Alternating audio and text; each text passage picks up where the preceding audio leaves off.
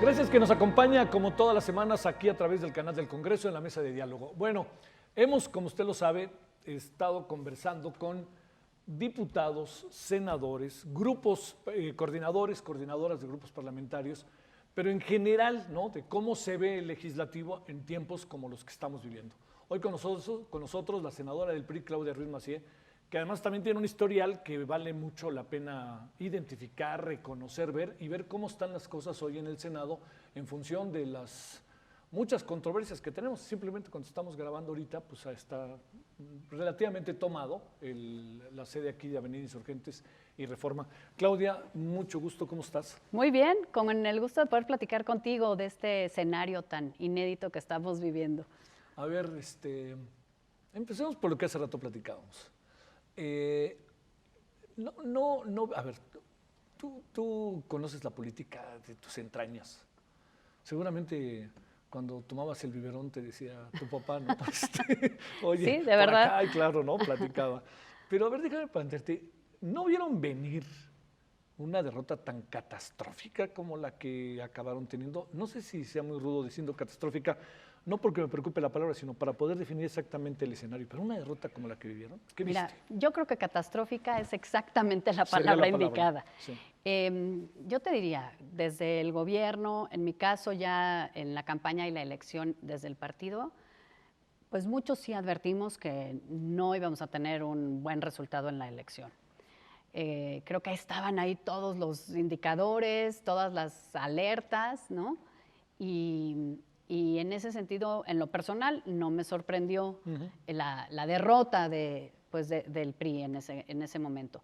Lo que sí creo que nadie vio venir, ni en el PRI, ni en el PAN, ni en otros partidos de oposición, fue la magnitud del respaldo que iba a tener el proyecto que encabezaba Andrés Manuel López Obrador. O sea, una cosa era pensar, bueno, pues van a ganar, y otra cosa es van a ganar con este número de votos y sobre todo la ciudadanía nunca imaginamos que les iba a dar esta falta de equilibrios, sí, este poder tan grande que hoy tienen al tener mayoría pues absoluta en Cámara de Diputados y mayoría en la Cámara de Senadores y en los congresos que integran el constituyente permanente. Yo creo que el que diga que lo vio venir de ese tamaño no es cierto, porque creo que nadie preveía esta magnitud de resultado. A ver, te tocó a ti, estando en el gobierno anterior, estar en posiciones estratégicas. ¿No se alcanzaba a ver una mirada autocrítica interna? Sé que no pasaste el mejor de tus días con la visita de Donald Trump, es hasta público, ¿no? Y es bueno que se repita. Pero me refiero, no había una autocrítica, un toma y daca, ya sabes, que esto permitiera, oigan, veamos lo que viene, los escenarios, alguna cosa así. Sin duda sí, era un tema recurrente en las reuniones con el presidente, en el gabinete, había voces que de pronto advertíamos sobre algunos temas, otros, sí, y el impacto que estaba teniendo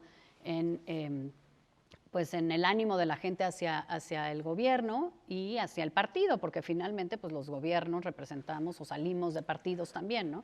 Sí se planteaba, por ejemplo, en algunas de las discusiones más duras, donde muchos secretarios planteamos pues que no era una solución o una decisión correcta, pues tú lo acabas de decir, la visita al presidente Trump, por lo que implicaba para México, pero también porque lo que significó para la calificación del gobierno y del propio presidente Peña en el ánimo de la gente, el aumento de la gasolina a finales del 17, igual fue una decisión que pues mereció una discusión muy ríspida en el gabinete, decisiones de política social, presupuestales, de quitarle presupuesto a programas bien importantes de la administración, por ejemplo, en materia de prevención, algunos otros. O sea, sí había una discusión, sí se planteaban las cosas, tanto dentro del gabinete como en lo individual, pues secretarios con el presidente Peña, pero como todo, al final, claro, a toro pasado dices, ahí estaban todas las señales, sí, y hoy parece evidente que se debieron haber tomado otras decisiones.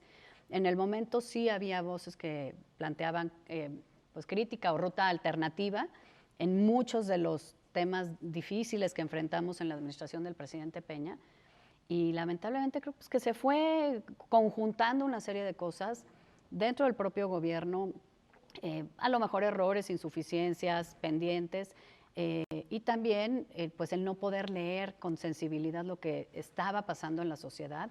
Y me parece que el presidente López Obrador pudo conjuntar una serie de enojos de diversa índole, ¿no? De hartazgos de diversa índole, y canalizarlos en un solo proyecto, que hoy me parece que tampoco están todos ahí militando en el proyecto que tiene el gobierno, pero que sí en el momento de la elección se conjuntaron para llevarlo a un triunfo pues de este tamaño, la verdad. A ver, hay dos palabras que te pongo en la mesa en la conversación para definir un poco un discurso que hoy tenemos en el presidente Andrés Manuel López Obrador.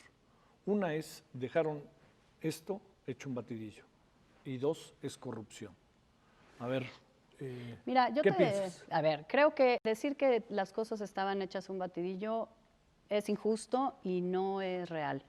Todos los gobiernos tienen claroscuros y evidentemente, pues, en nuestro caso, si hubiéramos hecho las cosas de otra manera, pues quizá no hubiéramos tenido este resultado tan adverso para el PRI, y en el juicio también sobre el presidente Peña y el gobierno pues que integró.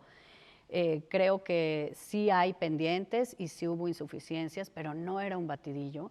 Y creo que finalmente, y lo ligo con el tema de corrupción, pues ahí donde hay evidencia de corrupción, pues que se investigue y se castigue. O sea, es que me parece que forma un poco maniquea de decir, si no estás de acuerdo en lo que estoy planteando en el gobierno actual, entonces es que tú favoreces la corrupción. Si no funciona algo o no creo en un mecanismo como los fideicomisos que hoy estamos discutiendo en el Senado, entonces es que tú quieres que sigan mecanismos corruptos. Y no es así. Al final yo creo que todos queremos un país de instituciones, de Estado de Derecho, que todos tengamos certidumbre de las cosas, y que claro, cuando hay un funcionario público que se desvía de su responsabilidad o que roba o que tiene algún asunto de esta naturaleza, pues que se investigue y se castigue y haya responsabilidades. Nadie puede estar en contra de eso. De ahí a calificar todas las instituciones del Estado mexicano construidas durante décadas, todos los programas que había que dieron resultados más o menos, que se pueden mejorar, sin duda, muchos de ellos como elementos para perpetuar la corrupción, o peor aún, hoy estamos viendo cómo se descalifica a los deportistas de alto rendimiento, a los investigadores, a los cineastas, a las víctimas, a los periodistas que se acogen a la protección del mecanismo para periodistas como corruptos o vividores, porque no les gusta el vehículo de los fideicomisos. Me parece que es una exageración. Entonces, si hay corrupción, que se castigue. Pero de ahí a tachar todo lo anterior como un batidillo o como reductos de corrupción de toda la sociedad, me parece que es injusto y erróneo. Bueno, dentro de estos estereotipos, Claudia, que vivimos junto con circunstancias concretas, reales, aparece la Casa Blanca, por ejemplo, ¿no? Que le pegó al gobierno y te pegó a ti, le pegó a todos, pues, los que gobernaban. Y otro asunto es el caso del señor Emilio Lozoya. A ver, de eso, yo te diría, ¿tú qué recuerdas, no? ¿O qué fue lo que pasó? Algunos pensamos que la respuesta ante lo de la Casa Blanca debe haber sido diferente, independientemente de los hechos, habrían que buscarlo. Y el caso Lozoya va permeando y permeando, por más que no tengamos ahorita más, ¿no? Sí. Uno da la impresión que la Fiscalía en cualquier momento esto va a explotar, y explotaría en contra del gobierno en el cual tú participaste. Mira, en el caso de la Casa Blanca, yo creo que sin duda faltó sensibilidad para entender que aun cuando la ley no, digamos, no estaba prohibido realizar una operación como la que de la Casa Blanca, sí había un tema de conflicto de interés que quizá no estaba suficientemente regulado, pero que la ciudadanía acusó recibo de, a ver, entiendo que la ley no lo diga, pero cuando menos quiero ver que hay una asimilación de que puede haber aquí un tema complicado. Y creo que esa sensibilidad no la hubo. Se buscó dar una explicación que era real, que era legal, pero que era muy formalista, si tú quieres, frente a un tema donde ya la ciudadanía venía acusando recibo pues, de décadas, ¿no? De muchos años. ¿Levantaste la mano en ese momento como para decirle al presidente, oiga, señora presidente, abusado con esto? La verdad no, porque en el momento no lo advertimos como un tema como tan grande como después se volvió. Sí. No estaba en mi ámbito. Además, estábamos como con muchos temas, ¿no? En ese momento. Creo que fue hacia finales de 2000, ¿qué será? 14, ¿no? 14, no, porque estaba, 2014. Sí, por 14, 15, porque el 14 fue también lo de Ayotzinapa. Exactamente, ¿no? Sí. Y justamente cuando lo de Ayotzinapa yo estaba en Los Cabos después del huracán Odil, que me tocó a mí coordinar esa reconstrucción. Entonces estaba como un poco en un mundo paralelo dedicada a eso, y luego vino lo de la Casa Blanca, y yo no lo advertí como un tema tan grande como se iba a volver. Sí advertí que a lo mejor la ciudadanía esperaba otro tipo de respuesta, insisto, más sensible, y no porque no se tuviera razón en la explicación jurídica que se dio, sino porque la ciudadanía sí esperaba una aproximación diferente a este tipo de casos. Y el otro tema que señalas, el de Emilio Lozoya. ¿Tú platicabas con él o no? Sí, la verdad es que Emilio lo conozco literalmente de toda mi vida. Sí. Iniciamos la administración bien contentos de ser parte de un gobierno con el que... Sus papás se conocían, ¿no? Claro, sí, totalmente. Pues con la ilusión de ser parte de un gobierno que iniciaba, ¿no? Que tenía muchas expectativas generadas. Todo el tema de las reformas estructurales, pues fue un proyecto en el que creímos todos, muchos, ¿no? Y sí, digamos, yo por mis carteras no tenía tanto que ver con el tema energético, salvo, pues como canciller sí, porque era parte de la oferta de México al mundo, ¿no? Esta participación de inversión privada en el sector energético. Como canciller me toca firmar el Acuerdo de París, entonces había todo un componente de energías limpias y renovables, y en ese sentido tenía de trabajo contacto que ver con él.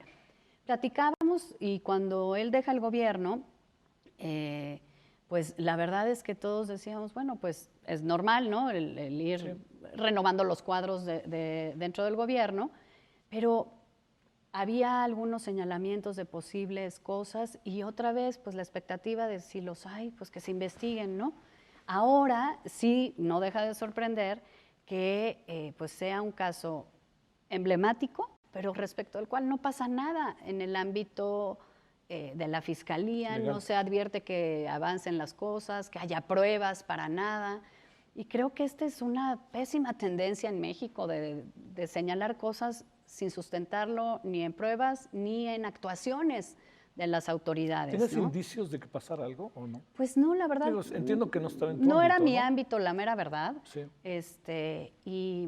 Y un poco, pues te diría que también, híjole, cuando estás en esto también te das cuenta que muchas veces surgen notas de periódico, pues hay que darle seguimiento, y muchas veces tienen sustento, muchas no, pero le toca a la autoridad que donde hay sustento haya efectos, ¿no? Y hoy no vemos que haya ese digamos, nexo causal entre lo que se dice y lo que se actúa en el ámbito de las autoridades. Y creo que eso es algo que tenemos que ir erradicando, más allá de si existen responsabilidades en el tema de Pemex y en el caso Lozoya, pues simplemente que se aplique la ley. Yo creo que nadie quiere que haya impunidad en ningún sentido. Ciertamente yo como mexicana no quiero un país de impunidad, pero también como alguien que ha pasado por la administración pública, espero que también se aquilaten las cosas y los señalamientos se respalden con pruebas, ¿no? Sí.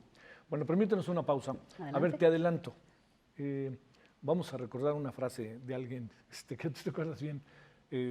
No tiene remedio, ¿te acuerdas, no? Que decía Manuel Camacho, Sí. Luis Donaldo Colosio sobre Manuel Camacho en aquellos años del 93, 94.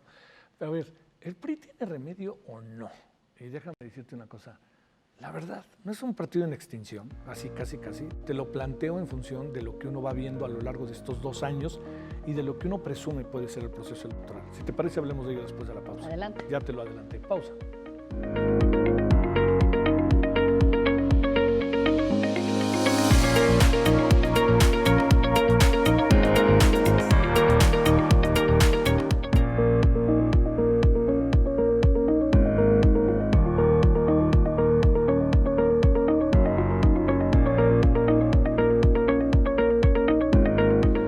Estamos de vuelta con Claudia Ruiz Massieu, senadora del Partido Revolucionario Institucional, aquí desde la sede del Senado.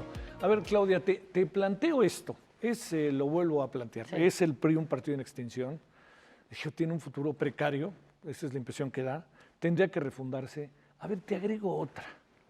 ¿Sabes qué impresión de repente tengo? Voy a foros académicos, universitarios, antes de la pandemia, en varias universidades me invitaron y tuve oportunidad de conversar y escuchar. Y todo el mundo me decía, es que el PRI no hace acuse de recibo.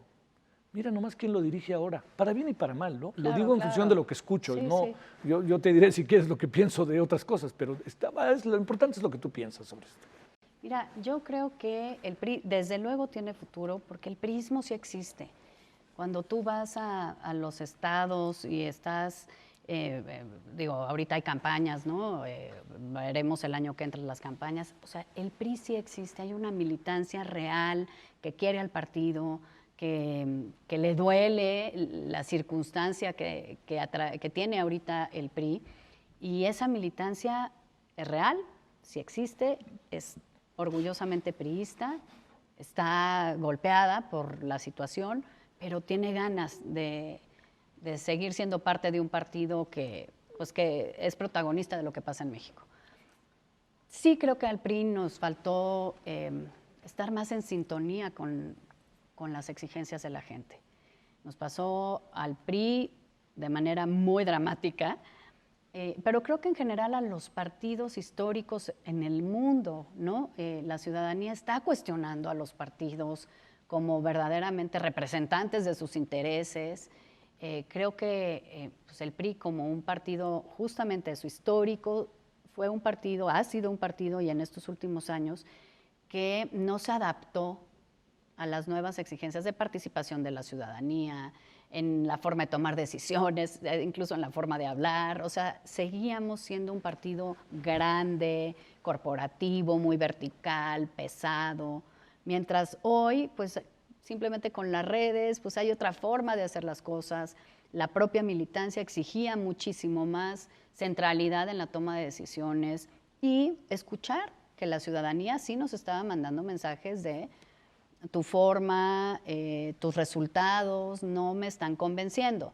Y creo que ahí sí nos faltó esa capacidad de transformarnos a partir de saber escuchar tanto a nuestra propia militancia como a la gente que últimamente pues, nos retiró el apoyo en la elección de 2018. Tiene futuro siempre.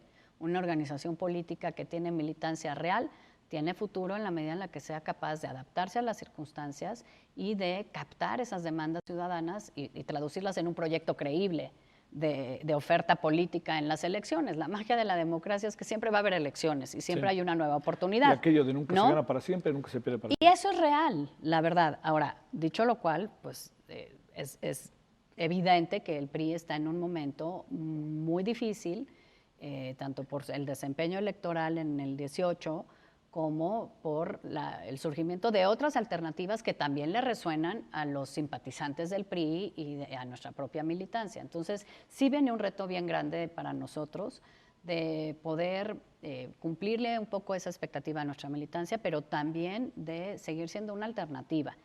Y creo que pasa por saber construir con otras fuerzas políticas en el escenario que tenemos una oferta compartida. Sí creo que tiene futuro, soy militante del PRI y ahí voy a estar talachando mi partido. ¿No te han dado ganas de repente de dejar el partido?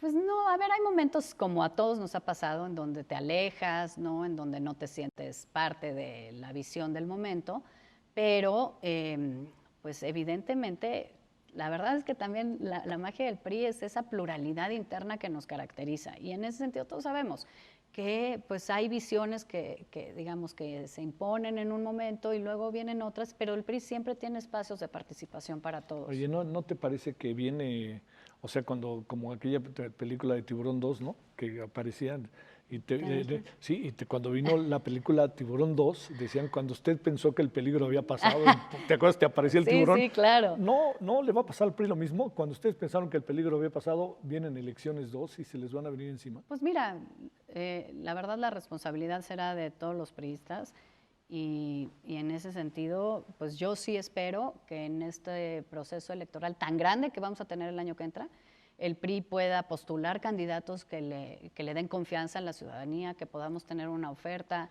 que la ciudadanía se vea reconocida. Creo que hay un área de oportunidad, porque me parece que también hay mucho desencanto con la expectativa con la que llega Morena al gobierno en estas condiciones de tanto poderío y capacidad de hacer, y creo que no han cumplido esa expectativa. Y creo también que debemos buscar construir alianzas con otras fuerzas políticas, un poco lo que hemos hecho en el Senado de la República con el bloque de contención, poderlo traducir a una oferta plural hacia la ciudadanía que hoy se siente desencantada con el proyecto que representa Morena. Estará en nosotros esa responsabilidad. Yo en mi ámbito pues estaré promoviendo ese tipo de decisiones, entendiendo, bueno, pues que la dirigencia conduce al partido en este momento, y a los priistas nos toca aportar en la medida de cada quien el espacio que tiene, ¿no? Bueno, oye, a ver, ahí mismo, una más ahí del PRI. A ver. Si nos atenemos a las encuestas, que entiendo que es un momento concreto, ¿no? Sí, No sí. sabemos qué va a pasar en junio 6, pero si nos atenemos a las encuestas, el PRI puede perder por lo menos la mitad o más de la mitad de las gubernaturas que hoy tiene. Puede perder una gran cantidad de alcaldías, donde siempre ha sido su fuerte, y no se diga otra vez la Cámara de Diputados. A ver, ¿qué hacer ante eso cuando de repente da la impresión de que estás materialmente colocado contra la pared? ¿Hay algo de eso, no? Esta parte que tiene que ver con la realpolitik, con lo que tiene que pasar y lo que tienes que responder. Mira, yo creo que este también es un momento para volver un poquito al origen, es decir, volver a la parte de lo local como la fortaleza que tiene que tener nuestro partido. En ese sentido, me parece que sí, la definición de las candidaturas, que siempre evidentemente es importante, lo es más cuando no estás en una condición de fortaleza como no lo estamos estructuralmente ahorita. Creo que el poder postular liderazgos reales en los municipios, por ejemplo, a las diputaciones locales, estos cargos en donde la ciudadanía sí está muy en contacto, y que sí es bien importante el poder capitalizar esos liderazgos reales que existen, creo que va a ser algo bien importante. Y en ese sentido, me parece que sí vamos a poder tener o mantener, no, yo te diría tener un mejor desempeño en lo local, sí, de lo que tuvimos en la última elección, donde también creo que hubo un fenómeno distinto, ¿no? No veías a Morena, no veías a sus candidatos en la campaña, y ganaron apabullantemente, pues liderados por el presidente López Obrador, que tenía un gran liderazgo carismático, ¿no? Y ya hablamos de cómo capitalizó muchos descontentos. Creo que en la Cámara de Diputados también debemos ser capaces de tener un mejor resultado. En el 18 nos fue muy mal, ganamos, me parece que 4 distritos, de tal manera que nuestra bancada en su mayoría está integrada por diputados plurinominales, y creo que debemos poder ganar en el territorio más, en esta reconfiguración también natural de las preferencias del electorado, pero si hacemos esto que te digo, recoger estos liderazgos que sí existen y que la gente reconoce en lo local. Creo que tenemos que construir de abajo hacia arriba, de lo local hacia lo nacional, y nos debe ir mejor. Las gubernaturas ciertamente me parece que son un reto. Van a estar en competencia 8 de las 12 gubernaturas que hoy tiene el PRI, y creo que ahí viene un reto de ser capaces y estar dispuestos a tejer proyectos plurales con otras fuerzas políticas. Como luego dicen, ¿es un quién vive la elección de Hidalgo y Coahuila de los próximos días? Yo creo que nos va a ir bien en las elecciones de Hidalgo y de Coahuila. ¿Sí? Yo creo que sí. Y creo que sí, sin duda es un termómetro de lo que se puede estar decantando, ¿no? Sí. Ahora, va a ser una elección bien grande la del 21. No sabemos tampoco cómo va a reaccionar el electorado. Vamos a estar todavía, pues si no en medio, sí sufriendo los efectos muy duros de la pandemia en materia de salud y en lo económico. Creo que ese va a ser un dato muy difícil. Un asunto, a ver, que me llama la atención. Digamos, tú viste de cerca el ejercicio del poder y el desgaste del ejercicio del poder, que es una variable, siempre es muy difícil no tenerlo. Pero el presidente que tenemos, digamos, si nos atenemos a la encuesta de hoy que estamos grabando, Mitofsky lo coloca en 56, casi 57%. Sí. Él habla de 70%. Otras encuestas que yo he visto hablan del 63, 64%. Es un presidente por más que haya Con desgaste, mucho respaldo. con un respaldo real que significan, yo creo que más de 30 millones de votos que le dieron el triunfo en 2018, ¿no? Yo creo que la ciudadanía cree en el presidente, pero no necesariamente en su gobierno. Es un respaldo, me Sí, parece, es una variable, personalísimo. es una variable, cierto. Personalísimo al presidente. Yo no tengo claro que eso se traduzca en un voto favorable a Morena y a sus candidatos. Sí creo que han tenido pésimos resultados en su gestión de gobierno, tanto federal como a nivel estatal y municipal. Y eso nosotros lo recogemos en la ciudadanía que se nos acerca, digo, a nosotros, a los de otros partidos, ¿no? Que también hay una exigencia de a ver dónde está la oposición, ¿no? También la gente quiere ver alternativas creíbles, me parece, y ese es un reto para nosotros.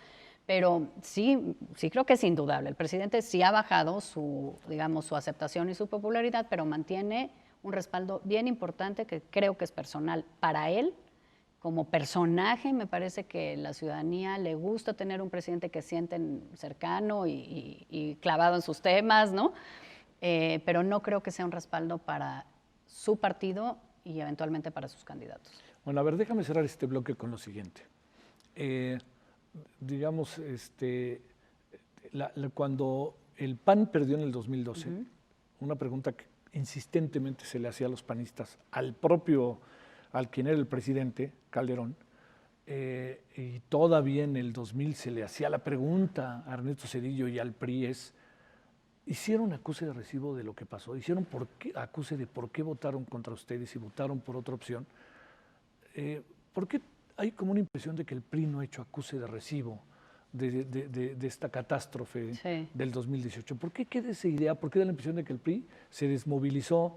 Y una cosa es que haya un priista detrás de cada mexicana y mexicano, pero otra cosa es que sea militante del partido y que tome en cuenta las cosas. Yo creo que sí nos faltó, me parece, dos cosas. Primero, hacer un ejercicio de por qué la ciudadanía votó por nosotros en el 12. Creo que si no tenemos claro por qué nos respaldó en el 12, tampoco vamos a entender por qué nos quitó el respaldo totalmente en el 18.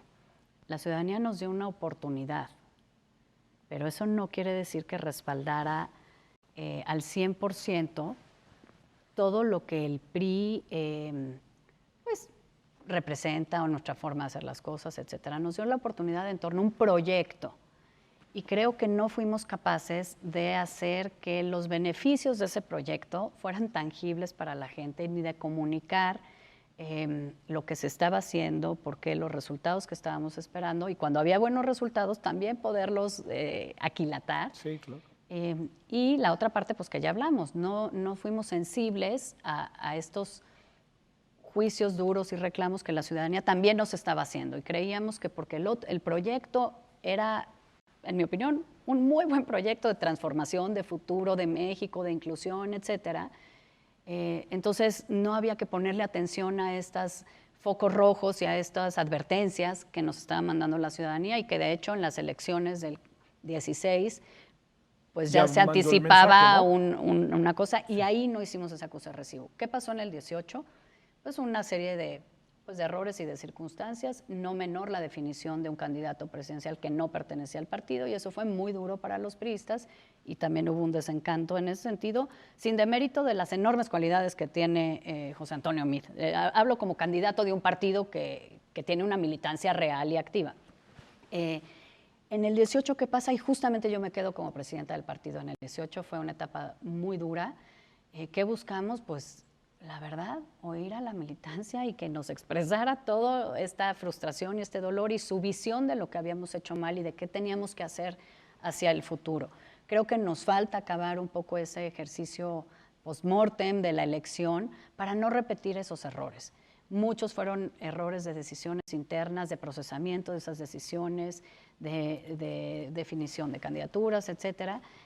Al final creo que sí es un proceso que nos va a tomar tiempo, que tenemos que acabar de hacer, porque si no es muy difícil, te viene la oportunidad como nos llegó, ¿no? Después del 2000, nos volvió a dar el respaldo a la ciudadanía para tener primera minoría en la Cámara de Diputados, seguir ganando y manteniendo gobernaturas, y luego ganar, ganar la presidencia de la República. Sí. Pero tampoco acabamos ese ejercicio y eso no nos permitió transformarnos como nos debimos haber transformado. Ahora, pues yo creo que sea un caso pues de imperiosa necesidad. Si no aquilatamos lo que pasó, por qué pasó y qué errores cometimos hacia adentro y hacia afuera, pues será muy difícil completar una transformación que nos permita tener vigencia como un partido más grande, ¿no? En los próximos años. Bueno, hablemos un poquito más de esto para cerrar, después de la pausa, y hablemos del Senado. Y te lo plantearía de la siguiente manera. No es lo mismo aventar la maquinaria que te la echen encima, ¿no? Así, para decirlo claro, ¿no? Claro. Bueno, vamos a la pausa, regresamos con Claudia Ruiz Massieu.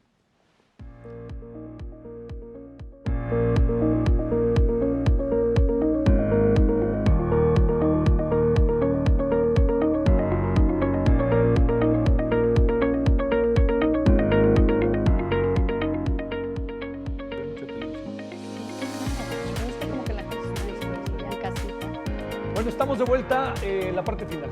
Claudia Ruiz Massieu, senadora del Partido Revolucionario Institucional. Muchas gracias de nuevo, Claudia, que estás con nosotros. Déjame, plantearte, algunos asuntos antes de entrar con la cuestión del Senado. ¿Qué supones representa Andrés Manuel López Obrador hoy para el país? Y digamos, partiendo de algo, o sea, es evidente que estamos en otro estilo, es evidente que en la mayoría de los casos le quitaron el dinero a los medios y ahí puede haber algo, es evidente que no se guarda nada. A ver, yo te diría, ¿cuántos presidentes conociste? Uy, muchos. Nunca como este, ¿no? No. Nunca uno como este. O sea, en esta experiencia de vida, pero también de entender que somos otro país, ¿qué alcanzas a ver? Mira, Casi que me dan ganas de decir, ¿qué platicarías con tu papá? Fíjate. Sería una plática interesante esa, ¿eh? Muy interesante. Sí, mira, yo creo que el estilo del presidente, pues es el estilo del presidente, cada presidente tiene su estilo y creo que en su caso le funciona esto de tener una forma de hablar y de comunicarse diariamente con la ciudadanía, en fin, es su estilo de hablar y de comportarse como presidente, cada quien lo tiene. Lo que me parece es que el proyecto que encabeza sí representa un retroceso bien preocupante para México. Insisto, más allá de su estilo personal. Su estilo personal de gestionar el gobierno me parece que no ayuda a tener un gobierno que dé resultados ni que atienda las cosas públicas, porque simplemente está tan centralizado todo en la figura del presidente que pues, no se ven a los encargados de las carteras de despacho por ningún lado haciendo su trabajo. Pero más que eso, sí representa un retroceso hacia una visión muy centralizada y autoritaria del poder, que la verdad yo te confieso, pensé que habíamos dejado atrás como sociedad, o sea, sí pensé que nuestra cultura y nuestra expectativa democrática era muchísimo más sólida, y hoy veo que pues todo el mundo hasta se acostumbra ya a tener este tipo de ejercicio centralista y autoritario del poder. Me parece que las soluciones que propone a los grandes problemas y retos que tiene México son soluciones que ya han probado su fracaso. Hablo, por ejemplo, en materia energética, todo el mundo está yendo hacia adelante, hacia la sustentabilidad de energías limpias, más baratas y eficientes, y nosotros vamos para atrás, ¿no? Sí, apostándole a soluciones que hace 30 o 40 años ya no se platican. Lo mismo me parece en el tema, pues en el reto más grande que tenemos, que es el de la desigualdad, y que creo que ahí se finca una de las grandes expectativas con este gobierno. Sí. Pues las transferencias directas pueden ser importantes para ciertos nichos en ciertas circunstancias, pero no te resuelven un problema de desigualdad con sustentabilidad. Y creo que eso también ya lo habíamos visto en México y ya estaba superado. Y entiendo que hay que siempre revisar programas y que las prioridades de gobierno se van reconfigurando conforme pasan los años de una administración o cambias de administración. Pero este tipo de mecanismos y de soluciones de los 70s a los problemas y los retos del México de hoy me parece que sí son un retroceso bien importante y que son pues un riesgo para nuestra competitividad, para la sustentabilidad de México, para una inclusión de veras de largo plazo. Ya ni hablar en materia de otra de sus grandes banderas, que fue acabar con la impunidad o la corrupción. Tampoco hemos visto una acción sistémica de las autoridades, sostenida, más bien hemos visto un uso político de las instituciones y las instancias de impartición y procuración de justicia que hace décadas ya no veíamos con esta fortaleza desde el Ejecutivo Federal. Entonces sí creo que ese proyecto es un retroceso para México, es un peligro para la democracia mexicana y desde luego para nuestras instituciones que están siendo sistemáticamente vapuleadas, desmanteladas, erosionadas en su capacidad. Creo que los mexicanos sí tendremos que hacer un alto en el camino y en el 21 otra vez tenemos una oportunidad de pues, meter un freno y decir, a ver, espérate, sí había prioridades que había que atender, si tú quieres con contundencia, pero yo no te di el respaldo para que desmanteles todo lo que se ha hecho en décadas de paciencia de mexicanos todos. Y de construcción de instituciones, ¿no? Creo que el futuro de México sí está en riesgo con este proyecto. Déjame cerrar esta parte para entrarnos al Senado, pero a ver, Claudia, la representatividad de los partidos en nuestra sociedad y en el mundo están quizás nunca como ahora cuestionadas, ¿no? Con toda razón. Totalmente, totalmente. En México y en el mundo, lo dices bien, no es exclusivo a México, pero bueno, esto es nuestro país, Sí, ¿no? sí. Lo único que quiero decir es que es una tendencia global. Los partidos y la democracia representativa. Y creo que hay que hacer ajustes. Los partidos, pues tenemos que hacer ajustes en la forma en la que nos conducimos, procesamos decisiones, las cosas que ofertamos y cómo gestionamos nuestros espacios públicos. Pero también me parece que la democracia, qué bueno que podamos incorporar mecanismos de democracia participativa, directa, como se ha venido haciendo, con reglas. Yo sí creo que los partidos siguen siendo vehículos imprescindibles para la consolidación de las democracias y su buen funcionamiento. Eso no quiere decir que no se pueda convivir la democracia representativa con la participativa, simplemente que son espacios complementarios, no sustitutivos, y creo que ahí hay un gran pendiente de urgencia en el mundo de la ciudadanía de poderse expresar, y también las nuevas tecnologías nos dan esa posibilidad.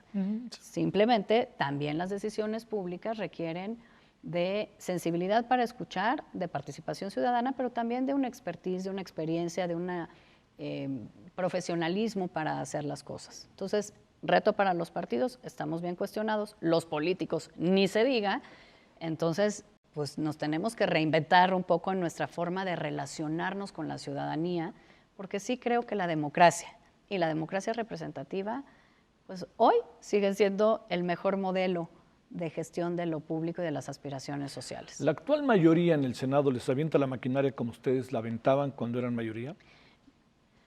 Mira, yo te diría que no de la misma manera, peor, porque... Bueno, pero lo que pasa es que se asume que esta nueva mayoría tiene una legitimidad que en muchas ocasiones, en años pasados, sexenios anteriores, trienios anteriores, Sí. era muy cuestionada esa legitimidad que tenían las mayorías, llámese PAN o llámese PRI. Mira, tendrán la legitimidad de las urnas, pero que también tenemos los demás. Nosotros también estamos aquí porque la ciudadanía votó por nosotros y votó porque hubiera una representación de una pluralidad y no solo de Morena y de sus aliados.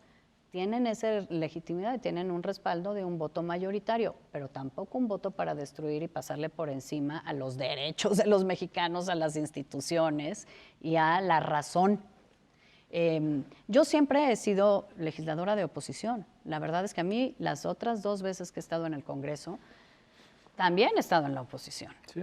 Me tocó construir desde la oposición y me tocó en el gobierno, como un gobierno del PRI, pues relacionarme con un Congreso a partir de tener la fuerza del gobierno. ¿Qué te diría yo que es diferente? Tanto en mi experiencia como opositora frente al PAN, como integrante de un gobierno que tenía primeras minorías en las cámaras. Sí había un intento de dialogar y de construir con las otras fuerzas políticas y, en ese sentido, de dotar de mayor legitimidad a las decisiones legislativas, no porque no tuvieras los votos, sino porque era un valor importante que concurrieran otras fuerzas políticas para dotar mayor legitimidad a las decisiones que se tomaban en el legislativo. No quiere decir que uno no ejerza su mayoría, pero sí hay diferencia en cómo ejerces esa mayoría. Hoy lo que yo he padecido en el Senado de la República es a una mayoría que no quiere escuchar nunca un argumento de alguien más, que no le interesa construir con los demás y que se basta y se sobra con su propia, digamos, afinidad política. Y creo que eso es un error en cualquier parlamento, porque finalmente sí representas porciones importantes de la población, visiones, ¿no? En un país tan grande y tan diverso como México, pues una sola visión no nos da. Y aquí yo veo que no hay ese talante de escuchar y de construir en la pluralidad, y es una decisión, lo vemos en todo. No les gusta escuchar un punto de vista divergente, lo toman como una afrenta. No les gusta respetar los procedimientos porque pueden impedir que saquen las cosas en los tiempos que ellos quieren. No les gusta ni siquiera reconocer que hay una pluralidad con la misma legitimidad que ellos y que tiene derechos, la minoría tiene derechos. Un ejemplo, las comparecencias. No aguantan nada. Cuando yo era funcionaria pública venía al Senado de la República, a ver, eran comparecencias durísimas y te aguantabas. Sabías que a eso venías, a rendir cuentas como integrante del Poder Ejecutivo y que los legisladores están en su casa y están en su obligación de cuestionarte.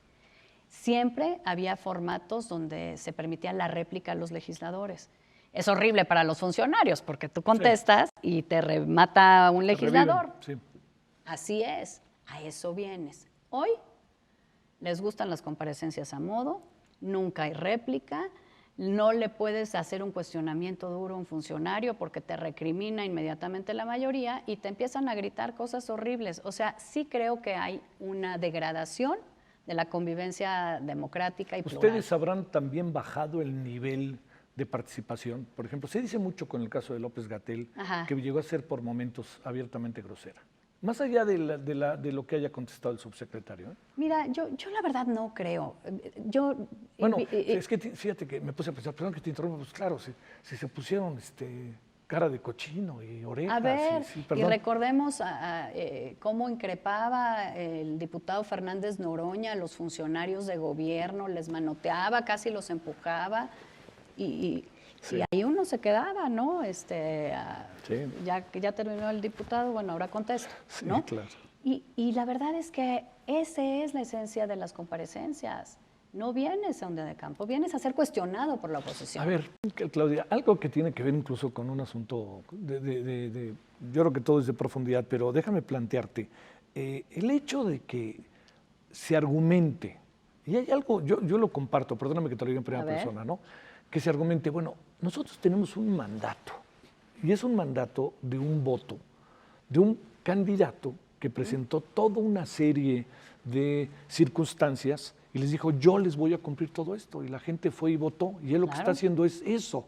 Entonces, de repente, por eso quizás hay un voy derecho y no me quito, lo digo interpretando. Sí, te entiendo, pero también, y eso lo debemos, digo, a diferencia de lo que pasa con un legislador, en donde tú tienes votos respecto de un proyecto que representas, y hoy, te lo digo como oposición, nosotros representamos un punto de vista distinto al de la mayoría y tenemos la obligación de hacer presente y valer ese punto de vista de la diversidad desde la oposición, de la diversidad que nos trajo aquí. Sí. Un ejecutivo, en cualquier nivel, orden de gobierno, también tiene la obligación de gobernar para todos, no solo para ese porcentaje que respaldó su proyecto. Tiene la obligación de conciliar los intereses y las aspiraciones de un mosaico de legitimidades de los mexicanos, pues eso también es así. Entonces, sí entiendo que hay proyectos de gobierno, prioridades de gobierno, pues eso pues, nada más faltaba, ¿no?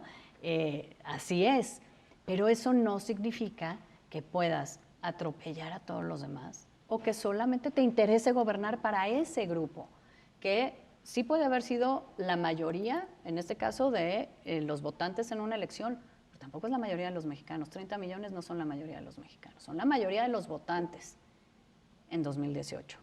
No son la mayoría de los 123 millones de mexicanos. El presidente, el gobernador, el presidente municipal, gobiernan para todos, no solo para una mayoría tan grande como puede ser, que los haya llevado al poder. Y creo que ahí se trata de conciliar, de avanzar tu proyecto y tus prioridades sin atropellar, sin descobijar y sobre todo sin aislar a todos los demás. Finalmente México es un país súper grande, diverso, no somos homogéneos ni entre regiones, ni entre mexicanos, ni entre nada. Y un gobernante lo es de todos, no de su mayoría, ¿no? A ver, se lo digo a una priista, ¿a qué edad te metiste al PRI? Mira, formalmente, No.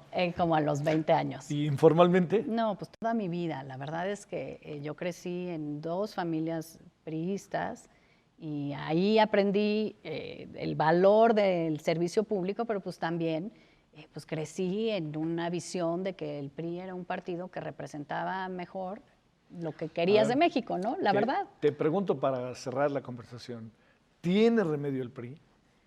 Tiene remedio y depende de los priistas. ¿De corto plazo o de más bien pensemos en mediano plazo? ¿De creo corto que- plazo no les va a volver a pasar la maquinaria por encima? Te lo pregunto. A ver, yo creo que tenemos un enorme reto para el 21 y que finalmente pues es la primera parada del resto de nuestro futuro y tenemos que esforzarnos por hacerlo bien, acusando recibo del mensaje que nos mandó la ciudadanía y demostrando que nos podemos transformar para ser un partido moderno, democrático, sensible y que esté cerca de la gente. De eso se trata. A ver, una última. ¿Qué decir de la consulta bajo esta premisa? A ver. ¿No? Bajo la premisa de que muy probablemente un porcentaje altísimo de quien participe en la consulta va a decir que sí. Claro. Y está pensando en su imaginario o en su inconsciente en los expresidentes. ¿Qué Mira, piensas de eso? Yo te diría, primero que el 100% de los que participen en la consulta no van a poder ser capaces de entender lo que quiso decir la Corte. Y en segundo lugar, que me parece una consulta ociosa, porque todos sabemos que todos queremos vivir en un país donde el que comete un ilícito o una falta pague las consecuencias de eso. No creo que haga falta una consulta cara y absurda para tener esa respuesta. Ya Oye, está ayer dada. me dijo Lorenzo Córdoba que no va a ser tan cara. No, Eso me dijo. es que yo lo platiqué también con Lorenzo. Este número que está flotando por ahí, no sabemos de Sí, dónde es un salió, pero absurdo. no es lo que va a costar. Dicho lo cual, qué bueno que haya consultas populares que le permiten a la ciudadanía expresarse sobre temas importantes. No creo que este lo sea, creo que no hace falta una consulta para esto y creo que si se va a llevar a cabo, sí o sí se tiene que llevar a cabo cumpliendo con las reglas que pone la Constitución y la ley. Eso sí, me parece lo mínimo en un país serio y de instituciones como el que decimos ser. Entonces hay que estar atentos en eso. Claudia Ruiz Massieu, muchas gracias. Gracias a ti. Es un gusto, en verdad, Igualmente. gracias. Muchas gracias a usted, en nombre de todos los que hacen posible la emisión, la mesa de diálogo aquí en el canal del Congreso. Hasta la próxima, adiós.